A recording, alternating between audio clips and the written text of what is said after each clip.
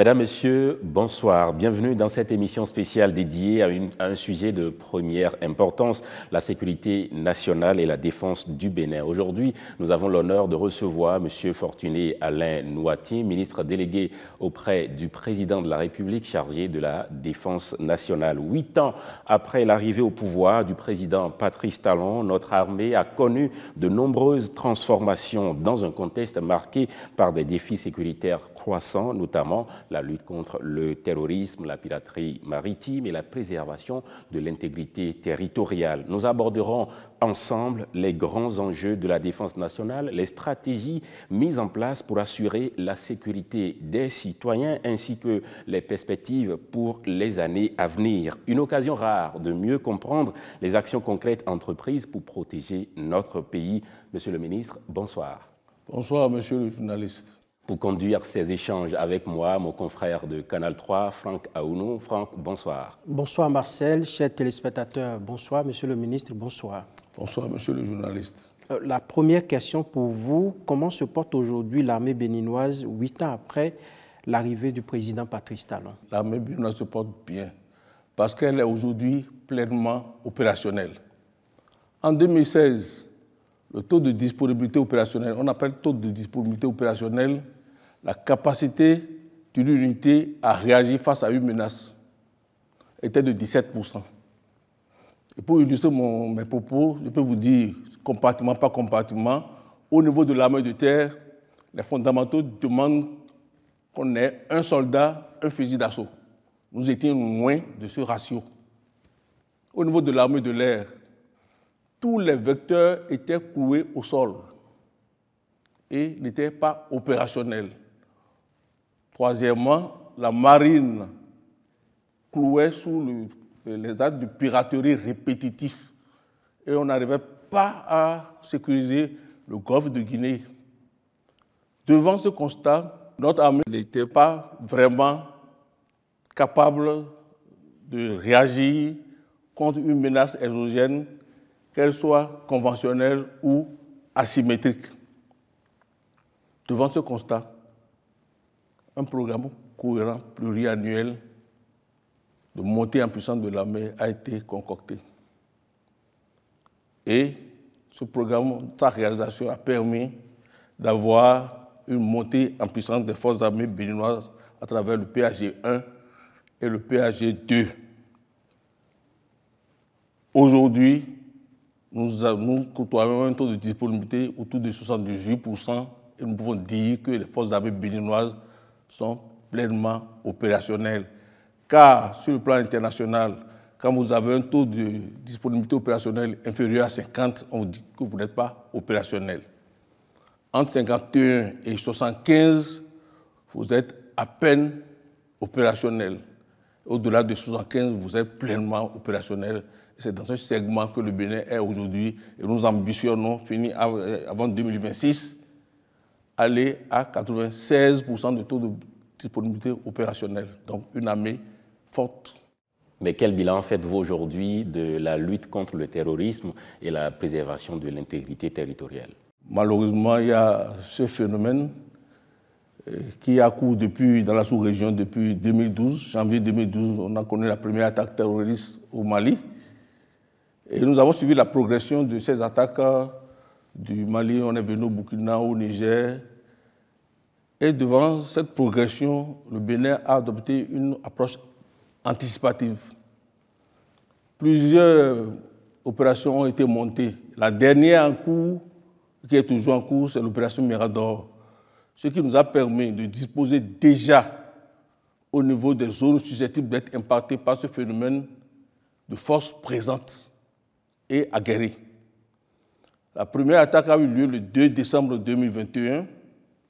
Il y a eu l'effet de surprise, effectivement, on peut dire. Mais depuis cette attaque, les forces armées béninoises repoussent toute tentative des assaillants et nous avons plusieurs dégâts dans leur rang, des dizaines de terroristes neutralisés, des centaines aujourd'hui clouent sous les verrous de la criette et actuellement les attaques se font rares. Et la plupart du temps à l'avantage des forces armées béninoises. Je vais profiter de cette occasion pour saluer la bravoure de nos hommes qui sont actuellement sur le terrain et demander qu'une intention soit faite à ceux qui ont perdu la vie ou ceux qui ont perdu leur capacité de mouvement dans ces opérations. Il n'y a jamais eu de guerre sans quelques victimes. Et là, je crois que toute la nation leur en vaut. Y a-t-il encore aujourd'hui des zones très vulnérables au Bénin? Au départ, la menace était dans le fuseau ouest, côté Tangueta, Materi, Porga. La réponse des forces armées béninoises a été telle que les terroristes ont quitté cette zone et ont commencé par migrer.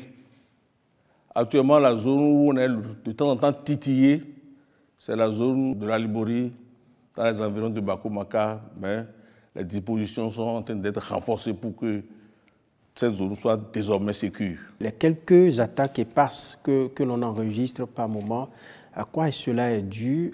Au changement de tactique de ces terroristes ou à un dysfonctionnement de notre dispositif? Non, les attaques que nous avons eues résultent du diktat du chef des terroristes de coûte que coûte venir à la mer.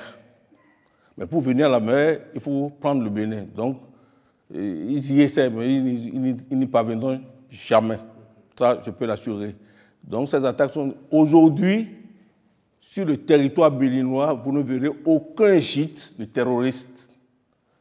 Ils sont malheureusement dans la bande à côté, au-delà de nos frontières, où ils ont une liberté d'action. Et de là, pour réaliser le vœu de leur chef, viennent de temps en temps tester le dispositif béninois. Les attaques frontales ne prospèrent plus. Ils ont changé de mode opératoire parce qu'ils ont vu qu'ils ont échoué sur les attaques frontales. Maintenant, ils posent des engins explosifs improvisés sur les trajets que nous empruntons de temps en temps pour les patrouilles. Mais ces patrouilles sont obligatoires parce qu'elles ont comme objectif, comme finalité, de sécuriser la population. Alors, nous avons appris que le gouvernement a entrepris la construction de nouvelles bases dans certaines localités du pays. De quoi s'agit-il concrètement, Monsieur le ministre? Oui, le programme, le PHG1, il y a un programme cohérent pluriannuel pour assurer la montée en puissance des forces armées béninoises. Ce programme comporte 3 compartiments. Il y a le volet infrastructure, il y a le volet équipement, il y a le volet humain, c'est-à-dire recrutement du personnel, formation adaptée, aguerrissement. Sur le plan des infrastructures, avant l'avènement des terroristes, avant 2016, le Bénin avait un maillage territorial départemental, je vais dire. Donc, les départements comportaient des bataillons inter-armes. On disait premier bataillon, c'est dans l'Ouémé, deuxième bataillon, ainsi de suite, dans Parakou, ainsi de suite. Mais la menace n'est pas éparse sur le territoire. La menace est bien circonscrite, maintenant est bien connue. La menace est au nord, d'où la révision du maillage territorial. Cette révision du maillage territorial induit nécessairement la construction d'infrastructures, la réalisation d'infrastructures appropriées pour abriter nos hommes. Donc, de bataillons inter-armes, nous avons évolué en grandes bases. Les grandes bases seront au nombre de 6. Il y a la grande base de Kandi, il y a une grande base à Kandi, il y a une grande base à Natitengu, 2 bases à Parakou et une dernière base qui est une base logistique qui sera implantée dans Ouassa. Et nous allons ajouter à ces bases la caserne de Aladadessa. La caserne d'Aladadessa qui est une caserne ultra-moderne. De son standing, on n'en a pas en Afrique subsaharienne. Ces grandes bases doivent nourrir, sous les grandes bases, nous avons les bases opérationnelles avancées. on n'entend pas base opérationnelle avancée, des mini-casernes modernes, entièrement équipées pour être immédiatement opérationnelles. D'où le nom de base opérationnelle avancée. Ces mini-casernes entièrement équipées nourrissent des points avancés fortifiés qui, eux, sont au plus près de la menace. Aujourd'hui, nous envisageons construire 32 bases opérationnelles avancées, donc des mini-casernes modernes équipées, et 112 PAF. C'est l'ambition à terme. Mais actuellement, nous sommes à 8 bases opérationnelles avancées totalement réalisées et 25 points avancés fortifiés. Il ne vous échappe pas que des rumeurs ont beaucoup circulé sur l'existence de bases hébergeant des troupes étrangères sur le territoire béninois, mais vous n'en avez pas fait cas. Vous avez bien dit rumeurs. Le Bénin n'a jamais abrité une base étrangère sur son territoire. Tout simplement parce que depuis 1960 à ce jour, le Bénin n'a jamais signé un accord de défense. C'est quand vous signez un accord de défense que vous pouvez abriter une base parce que, au cas où vous serez attaqué, ces puissances étrangères viendront vous défendre. Nous n'avons jamais signé un tel accord. Nos accords militaires sont basés sur l'assistance en formation, l'assistance en équipement, donc nous n'avons jamais abrité de base étrangère. Ces rumeurs, peut-être, moi je me disais dans le temps que ces rumeurs sont fondées sur les nouvelles bases que nous construisons. Mais il faut aller voir ces standings de base. Les gens ne pensent pas qu'au Bénin, on peut avoir des trucs aussi modernes. Et ils pensent du coup que c'est des choses, des bases pour abriter sur là. Non, on peut mettre quand même 32 bases étrangères au Bénin. Nous invitons tout le monde, tous ceux qui pensent qu'il y a cela, avec l'accompagnement des forces de défense et de sécurité, vous allez visiter ces bases opérationnelles avancées, vous serez émerveillés. Justement, mais si nous considérons effectivement que ces rumeurs sont infondées, comment le ministère assure donc la communication? Non, nous les avons invités à venir nous démontrer la présence de ces bases.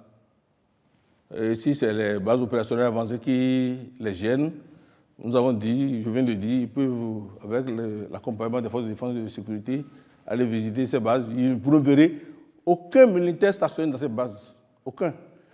Au Bénin, ici, en dehors des attachés de défense, vous ne verrez pas dans l'assistance militaire 20, vous ne verrez pas. Sur l'ensemble du territoire? Sur l'ensemble du territoire, et quelle que soit la nationalité. Je ne dis pas que vous ne verrez pas 20 Français, je dis vous ne verrez pas 20 étrangers militaires sur la terre béninoise en dehors des attachés de défense. Alors, loin de ces rumeurs, on a remarqué depuis 2016 qu'il y a eu une vague de recrutement. Est-ce que ces recrutements-là participent de la lutte contre le terrorisme aussi? J'avais dit que le plan comporte les infrastructures, les équipements, nous en parlerons, mais également le personnel humain. Et dans cette rubrique, un plan a été réalisé pour augmenter l'effectif des forces armées béninoises. Et de 2019 à aujourd'hui, nous sommes à 9 700 recrues. De nouvelles recrues. Nouvelles recrues, 9 700 nouvelles recrues, bien formées. Et nous projetons atteindre le chiffre 13 000 avant le premier trimestre 2026. Ces recrutements participent également à diminuer le taux de chômage au sein des jeunes, d'une part. Deuxièmement, à apporter du sang nouveau, des gens bien aguerris, qui ont reçu une formation adaptée à la nouvelle menace, qui n'est pas une menace conventionnelle. Donc, ça participe à la montée en puissance des forces armées béninoises. Et une bonne partie de ces recrues nourrit la garde nationale, qui est quand même une armée d'élite. Ces nouvelles recrues bénéficient-elles d'une formation spécialisée qui leur permette de répondre efficacement aux menaces asymétriques? J'ai dit une formation adaptée. Et dans leur curriculum de formation, la détection et la neutralisation des engins explosifs est désormais un module important à dispenser à ces recrues. Deuxièmement, l'aguerrissement. Comment vous pouvez rester en zone de combat, rester vigilant, avec très peu de matériel de subsistance. Tous ces préalables leur sont inculqués avant, d'abord, qu'ils finissent leur formation. Et avant de les projeter, nous avons une formation au pré-déploiement. On ne les prend pas pour les envoyer au front sans une préparation spécifique. J'allais vous demander s'il s'agit de recrutement spécial et particulièrement dédié au front terroriste. Oui, et dans ces 9700 que je viens d'énumérer, il y a une vague spéciale de 5000 recrues que nous avons réalisées parce qu'à ce moment-là, nous avons un accord avec le Burkina Faso pour nettoyer la bande sud-est du Burkina Faso, qui est le sanctuaire des terroristes. C'est la zone commençant par Pama Sud, Pama Nord, etc. Vous devez savoir que le Kouloukoulou est sous contrôle de l'armée béninoise aujourd'hui. Kouloukoulou était un sanctuaire, nous avons sécurisé Kouloukoulou. Nous étions prêts à nettoyer complètement le sanctuaire que constitue Pama et région, mais malheureusement, ce n'est pas sur le territoire béninois.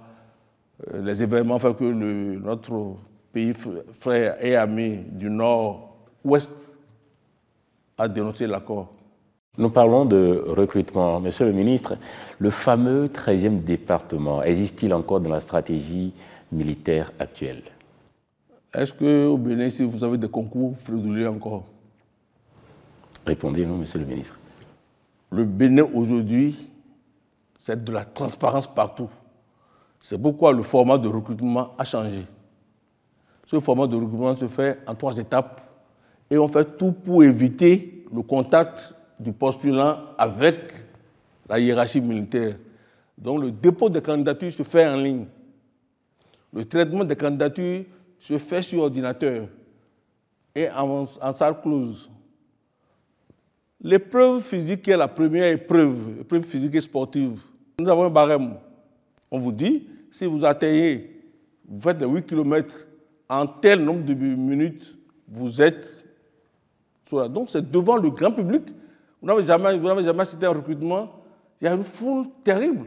Donc on ne pourra pas insérer à l'intérieur de l'enclos qui reçoit ceux qui ont validé le chrono d'autres personnes. Puisque l'enclos est vide au départ et c'est vu par tout le monde. La porte est fermée. Nous avons des gens qui sont au niveau de la porte. Et quand vous arrivez, vous rentrez au fur et à mesure. Quand les 24 minutes arrivent, la porte est fermée. C'est devant tout le monde. Donc là aussi, c'est impossible. Troisième pan avant, c'était la phase écrite. Et la phase écrite était supervisée par tout le dispositif de l'anonymat et tout. Je peux vous dire que c'est la même chose partout dans le Bénin. Il n'y a plus de concours frauduleux. Jamais on ne peut noter une seule recrue qui ne soit pas passée par les mailles de ce que je viens de décrire. Il y a plus de rigueur maintenant. Il y a plus de rigueur. Nous restons dans le cadre de la lutte contre le terrorisme. Monsieur le ministre, avez-vous un message à l'endroit du personnel engagé? Je voudrais profiter de cet auditoire pour saluer l'engagement et la bravoure des personnels militaires et témoigner ici la compassion du gouvernement aux parents des victimes. Je voudrais également profiter pour annoncer les mesures prises en leur faveur. Une loi a été initiée par le gouvernement et votée à l'Assemblée pour une prise en charge complète des victimes de ces actes terroristes, mais également la prise en charge de leurs ayants droit. À ce titre, pour les personnels décédés, leurs ayants droit reçoivent un capital décès conséquent, 15 millions de francs CFA. Leurs enfants sont totalement pris en charge de leur âge actuel jusqu'à 21 ans. Quand je dis une prise en charge complète, je parle de la prise en charge médicale, Ils sont soignés par les instances de l'armée, mais également bénéficient d'une assurance maladie, où ils peuvent se présenter dans n'importe quel hôpital pour bénéficier des soins de façon gratuite. Deuxièmement, le soutien scolaire, une bourse leur est octroyée, et les apprentis, ceux qui ne sont pas dans le cursus de l'enseignement conventionnel et qui sont en apprentissage, sont également suivis jusqu'à l'âge de 21 ans. Quand ils reçoivent leur diplôme, ils reçoivent une dotation pour s'installer. Il y a d'autres mesures, je ne peux pas les énoncer tous. De toute façon, ce n'est que ce que le gouvernement peut apporter pour soutenir ces familles éplorées. Quant aux victimes survivantes, non seulement ils bénéficient d'un certain nombre d'avantages, mais également ils bénéficient d'une rente viagère que l'armée calcule et leur reverse en plus de leur salaire. Alors, M. Fortuné Alain Noati, il y a un triptyque militaire qui dit une mission des hommes et des moyens. Les forces armées béninoises sont-elles suffisamment équipées aujourd'hui? Nous arrivons au troisième volet de ce programme pour la montée en puissance des armées, l'équipement. C'est-à-dire par les infrastructures. Aujourd'hui, le ratio un soldat, un fusil d'assaut est largement dépassé. Nous sommes peut-être à 1,5 fusils d'assaut pour le nombre de personnels que nous avons. Nous avons suffisamment de fusils d'assaut pour même les recrutements jusqu'au-delà de 2026. Également, vous avez la mobilité, parce que les troupes ne peuvent pas évoluer à pied. Donc, il y a des acquisitions de camions de transport de troupes, des acquisitions de pick-up de transport de troupes, des blindés, des CSK, des véhicules de l'avant blindés, un certain nombre, une panoplie de matériel pour que nos militaires se déplacent de façon sécurisée et ne soient pas l'objet d'attaques, ne soient pas tous aussi vulnérables qu'on le pense. En un mot, les moyens existent. Au niveau de l'armée militaire, c'est ce que nous avons réalisé. Au niveau de l'armée de l'air, nous avons aujourd'hui une flotte conséquente d'hélicoptères. Le nombre dépasse un certain seuil. Nous avons également des ultra-légers motorisés pour l'acquisition de renseignements. Ils sont au-delà d'une dizaine. Ils sont en acquisition 2 avions de type moderne pour faire les AISR, c'est-à-dire intelligence, surveillance aérienne. Donc, l'armée de l'air est pleinement maintenant équipée pour, avoir le soutien aérien en cas de combat. Donc, tous les hélicoptères ne sont pas des hélicoptères de transport logistique, il y a des hélicoptères de combat. Donc, ils peuvent venir en soutien au combat. Ils assurent la logistique et le ravitaillement des points avancés fortifiés qui sont difficiles d'accès par voie terrestre. Donc, l'armée de l'air joue pleinement son rôle. Au niveau de la marine, vous pouvez constater que depuis 2022 ou fin 2021, il n'y a plus jamais eu de piraterie. Pourquoi? 2 choses ont été réalisées là.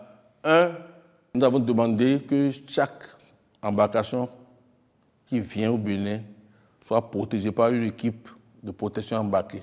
C'est des réformes qui consistent à mettre dans tous les navires qui viennent accoster au Bénin des fusiliers marins pour assurer leur protection afin que les terroristes soient dissuadés.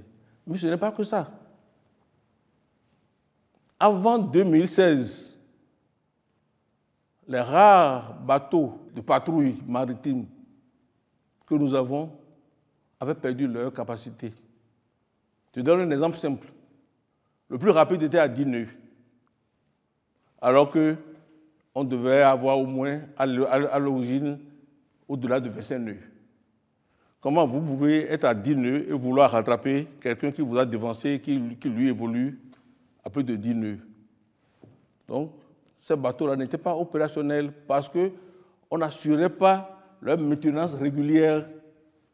La première chose, c'est de reprendre tous ces bateaux, de faire la maintenance pour qu'ils soient opérationnels.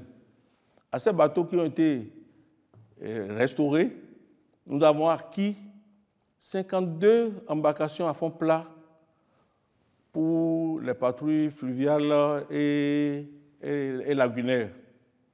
Nous avons acquis, et chose inédite, un patrouilleur de haute mer capable de séjourner de plusieurs dizaines de jours en mer sans venir à quai se ravitailler. Nous avons des embarcations ultra rapides pour l'interception des bateaux suspects et sont en cours d'acquisition également des bateaux de patrouille maritime, des embarcations rapides dont la livraison est prévue pour le premier trimestre 2025. En plus de cet amarda de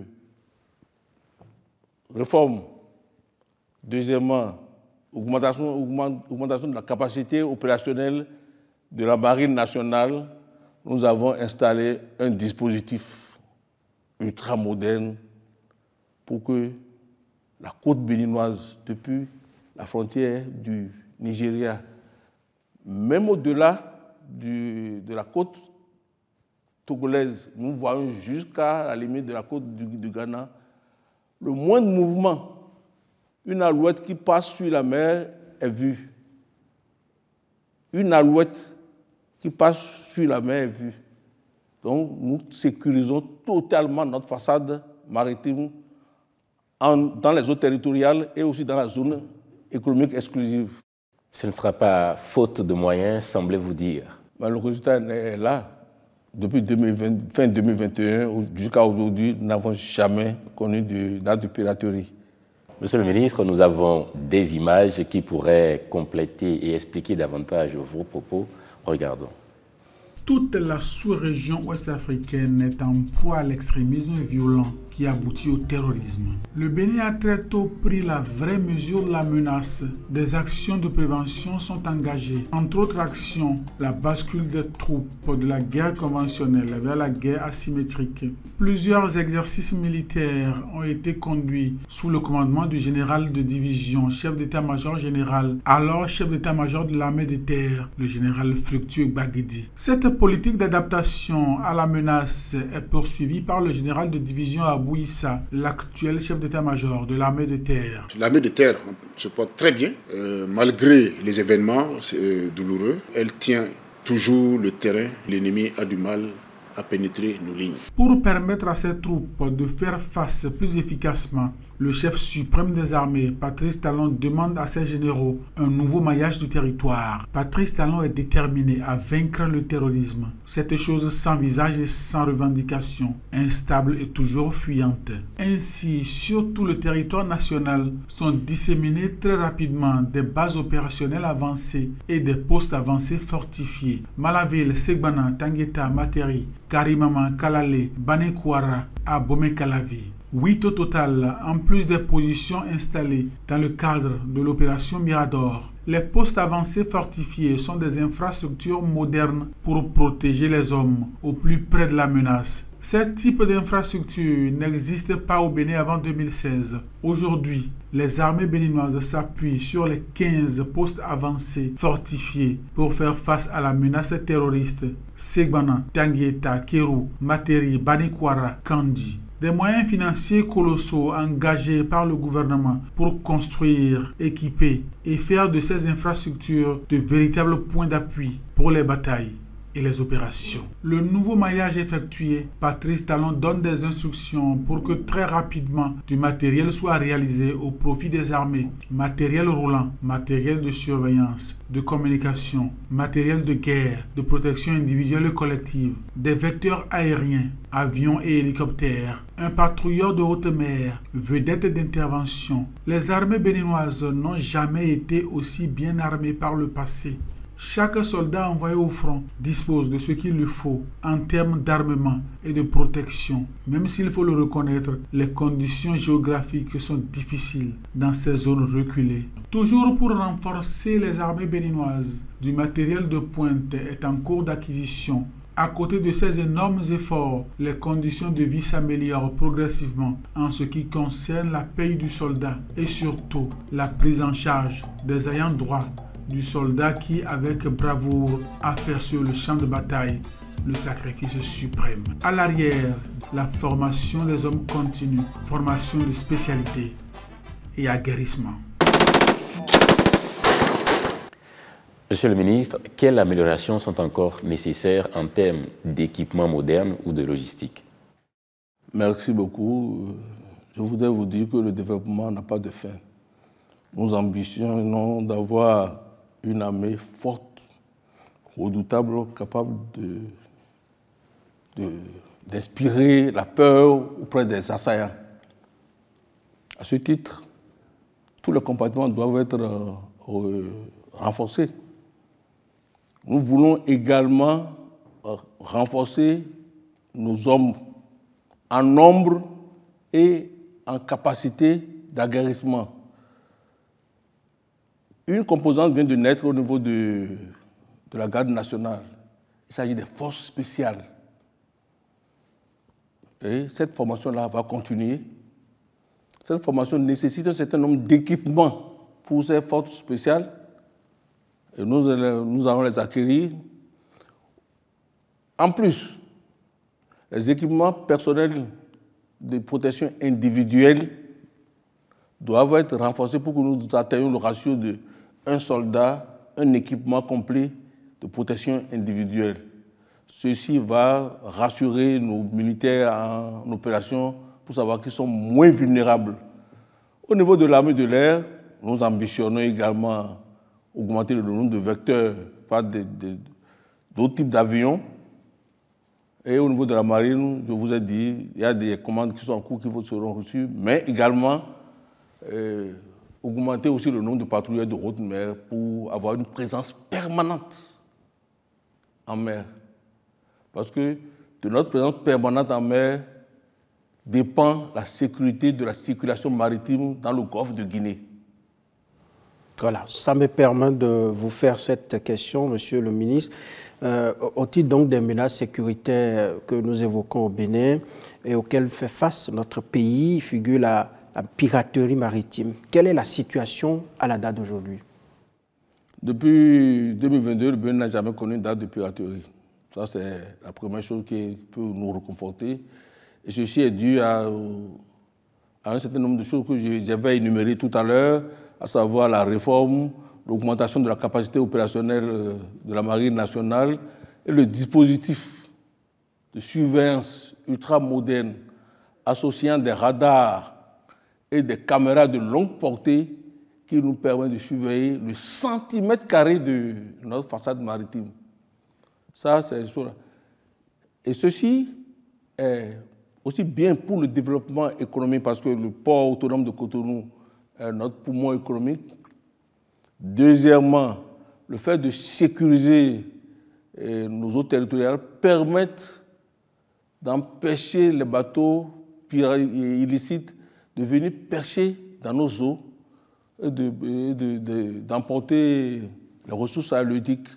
Ces ressources halieutiques qu'on préserve, c'est pour le bonheur des milliers de pêcheurs qui sont sur la côte étalée depuis Craqué jusqu'à Lomé.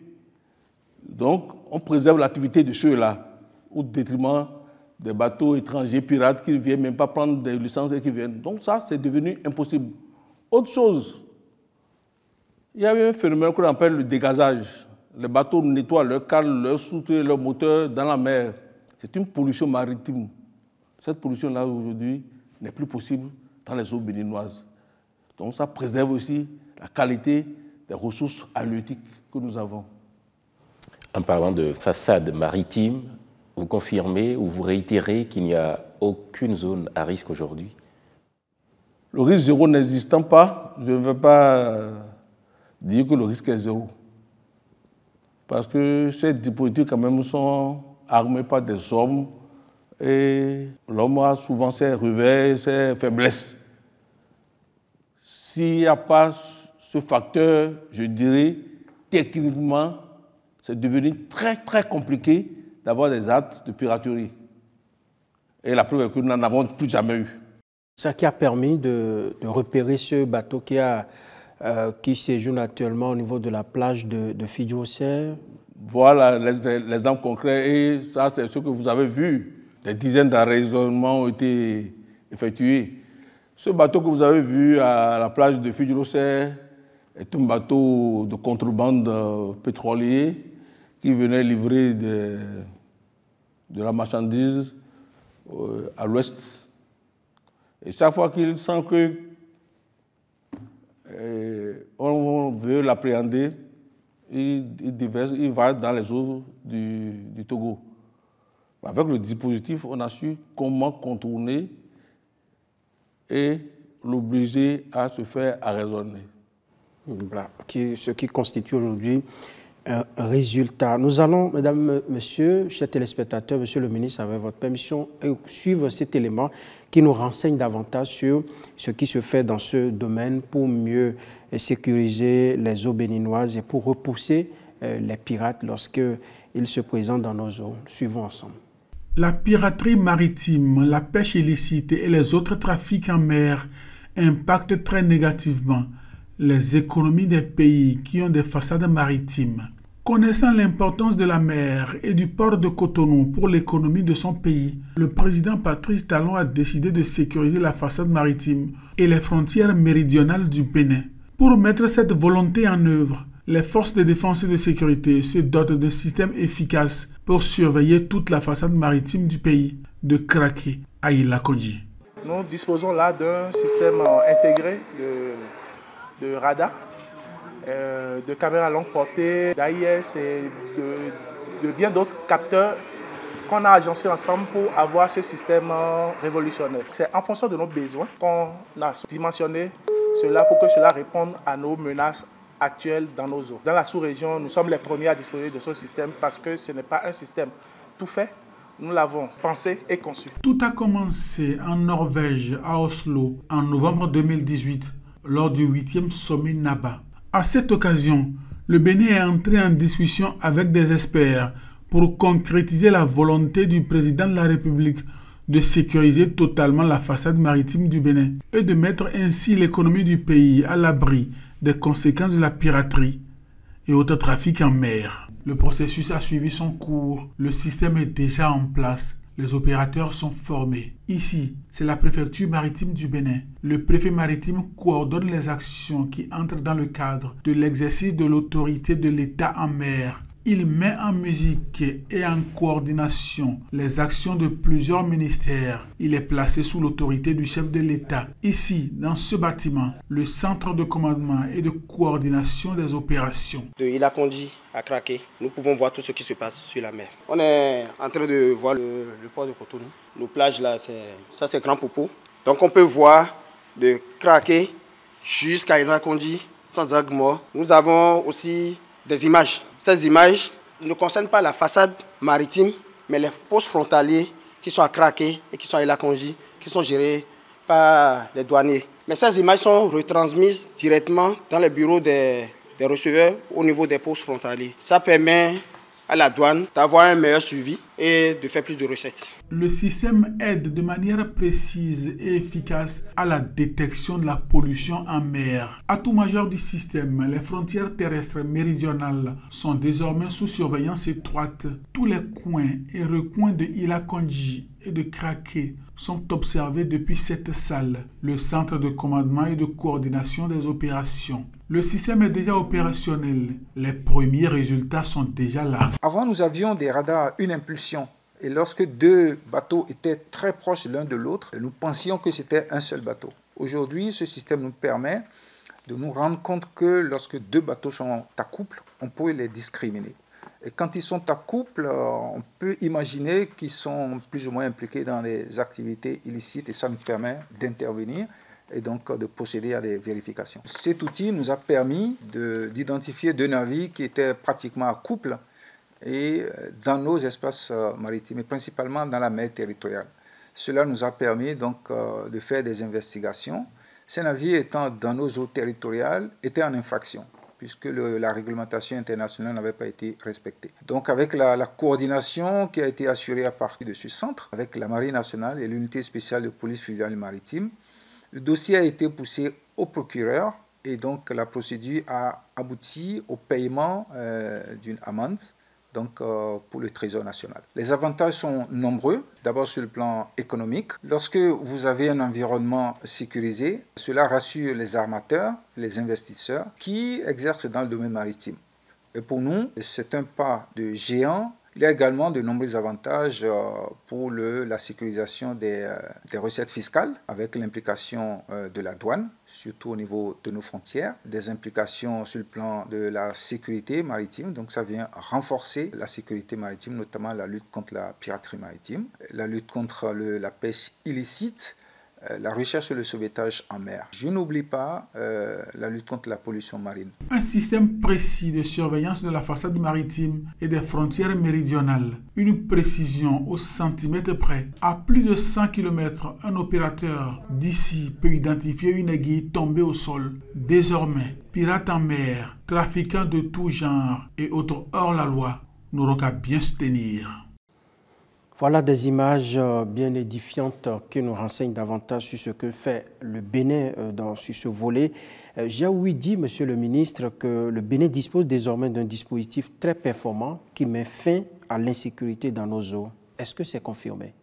L'élément que nous venons de voir, l'élément témoin là, renseigne à profusion que nos eaux sont vraiment sécurisées. Et nos eaux sont les meilleures en matière de sécurisation dans la sous-région.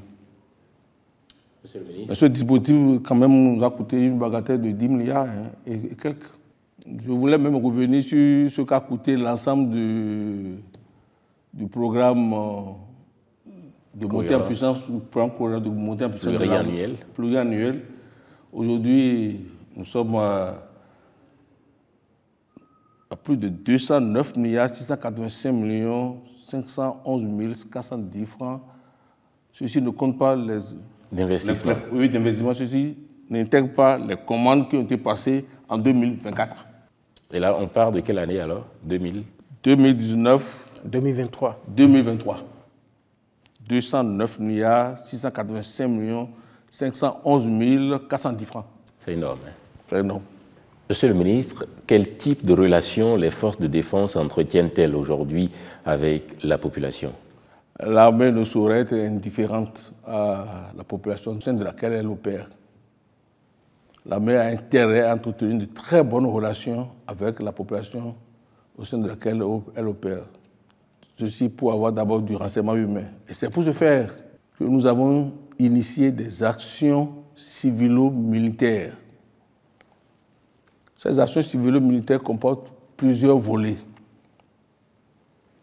Nous avons les aides médicales gratuites qui consistent à organiser annuellement ou plusieurs fois dans une année des consultations foraines, des traitements gratuits, des dispensations gratuites de médicaments, mais également des opérations entièrement prises en charge par l'armée. À ce titre, en 2023, nous avons effectué plus de 3000 consultations qui ont été traitées gratuitement et nous avons opéré 182 Béninois qui de cataracte, qui d'hernie, etc. Il y a plusieurs pathologies, et ceci gratuitement. Et s'il y en a dont la prise en charge nécessite de les référer vers un hôpital, l'armée fait la référence et continue d'assurer la prise en charge des malades.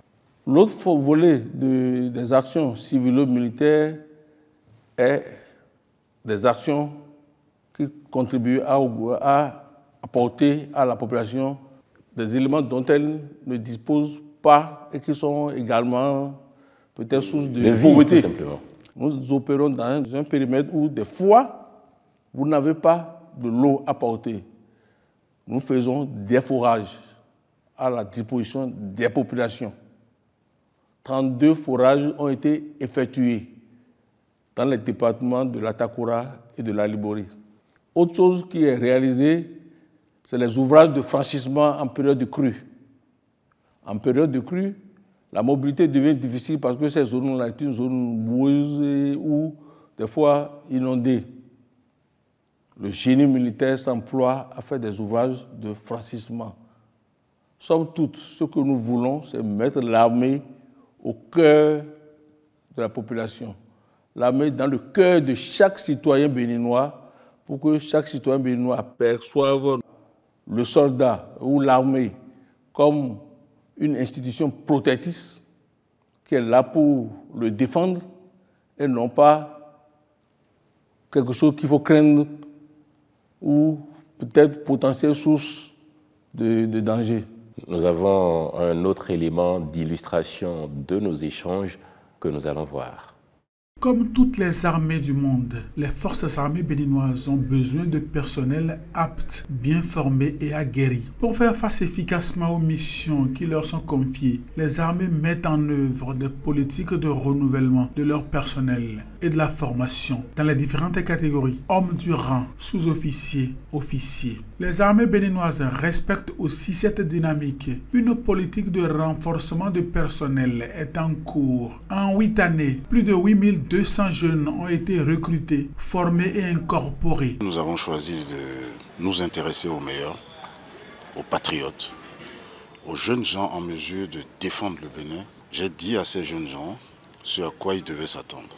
La sueur, le sang, mais également la joie de servir son pays, la joie de servir le Bénin. Ils sont déjà formés et déployés dans leurs unités respectives. Ils participent au maintien de la sécurité intérieure et à la défense de l'intégrité du territoire national. D'autres vagues de recrutement sont actuellement en cours. 1500 ils seront. Ils iront garnir les rangs des forces armées béninoises en lutte contre le terrorisme aux frontières nord du pays.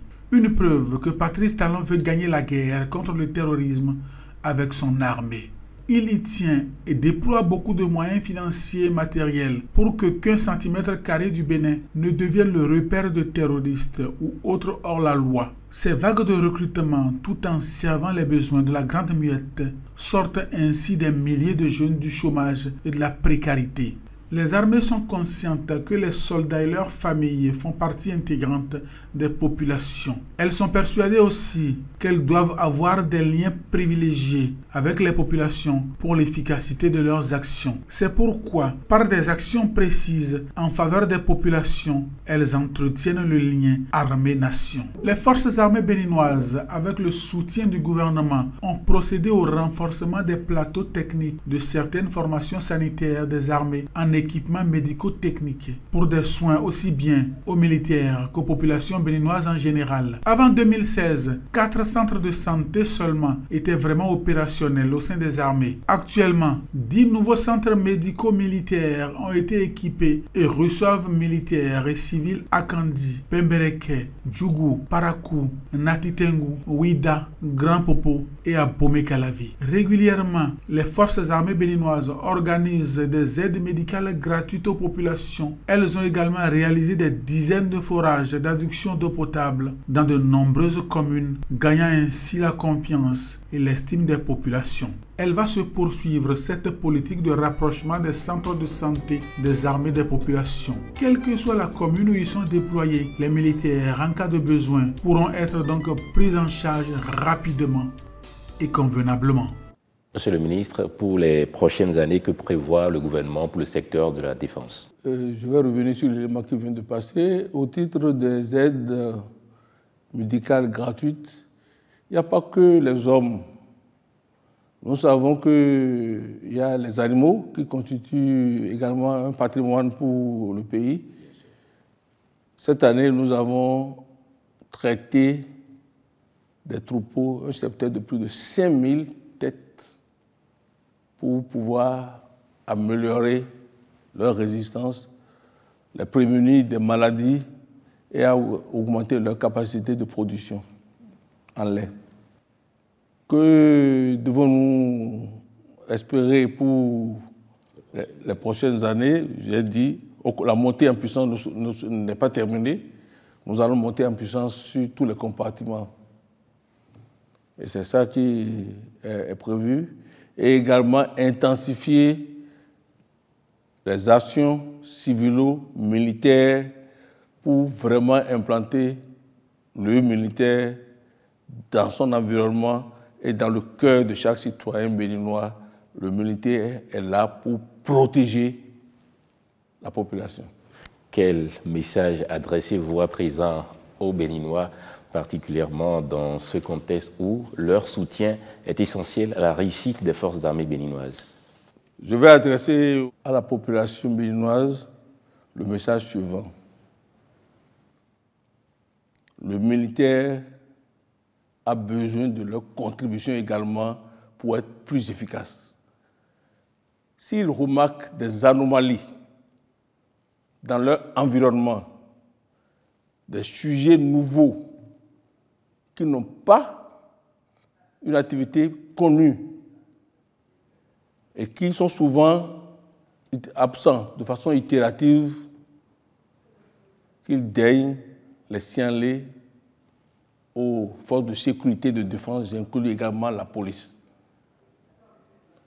Une petite enquête sur ces éléments-là permettra peut-être de tomber sur 20 fausses alertes, mais le seul élément positif préserve de quelques litres de sang qu'on risque de perdre et de quelques vies à perdre. Donc ça, c'est une doléance que je formule à l'endroit de la population béninoise. Et pour finir, vous avez certainement Et pour finir, je voudrais résumer tout mon entretien par cette conclusion. L'ambition du chef de l'État, qui est le chef suprême des armées, est de faire du Bénin, le territoire du Bénin, s'entend depuis le point le plus élevé au nord jusqu'à la côte, un oasis de paix, de tranquillité, propice au développement harmonieux du pays amorcé depuis 2016. Les forces armées béninoises s'emploient à merveille pour la réalisation de cet objectif. La population béninoise doit faire confiance en son armée. Leur seul motif est de les protéger. Et je vais reprendre un leitmotiv du 1er bataillon interarmes. Dormez tranquillement, l'armée veille. C'est sur ces mots que je vais terminer mes propos.